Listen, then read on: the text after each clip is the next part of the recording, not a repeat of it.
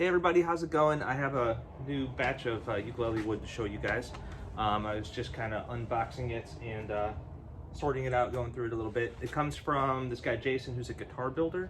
So these are all pieces that are too small to work for guitars, and he's set them aside to be ukuleles, and now I've got them.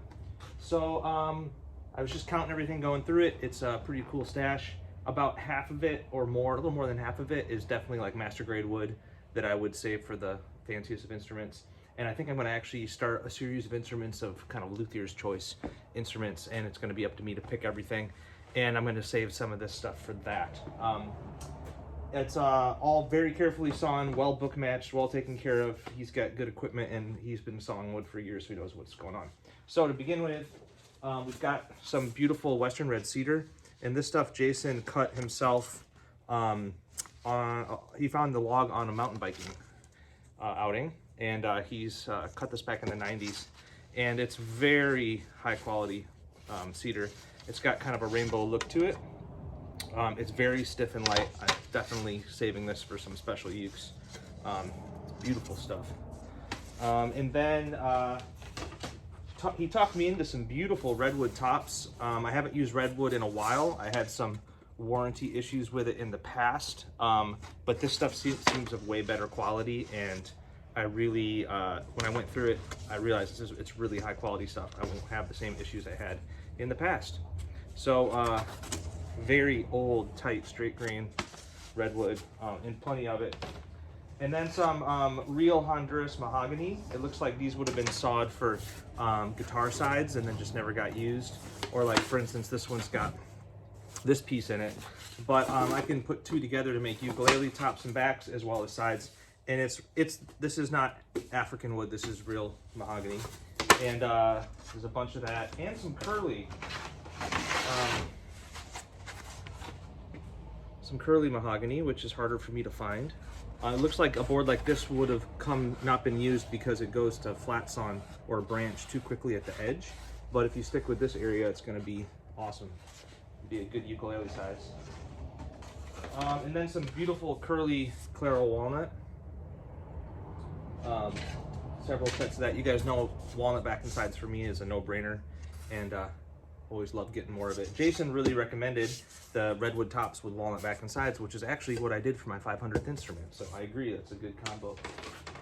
And then some bird's eye maple, which is really good for ukulele back and sides, but it's also good for veneer work, and you know, banjo rims and all kinds of other stuff. So definitely keep that. That was a bonus. And the rest of this is Myrtle.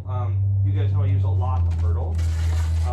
This is one of the, you know, more master grade looking sets. There's some stuff that I'll set aside for scout ukuleles. A good example would be like this unmatched board. I can make a scout ukulele out of this by cutting it like here, flipping it, and book matching there. So you create a false book match and then make the sides out of that. So that's a really curly, beautiful piece of Myrtle. So probably 6 or 8 scout ukes there. And then there's these really cool book match parts. This is when it's really curly and it's colorful like that. You guys have seen me call this master grade in the past, so plenty of that as well. And then as an interesting little bonus, he threw in some of this multicolored purfling, and it's got the colors of like an ombre pattern. Really beautiful stuff. I think maybe 4 or 5 ukes worth. So I think I'll save this for the luthier's choice instruments. And I think I already have the bearing, so I can route this for this width properly. Oh, and then to finish up,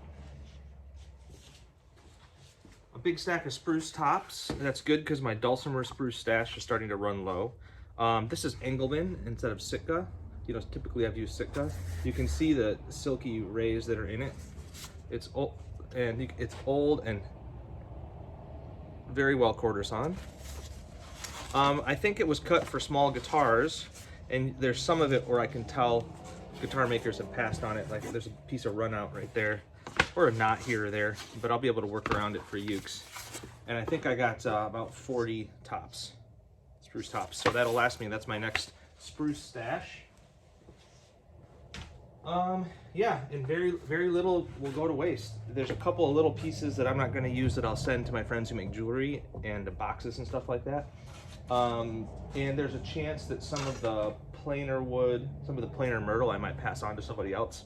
But I think it's going to be very productive.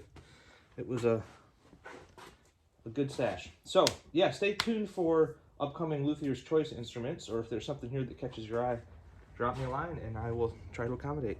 Cheers.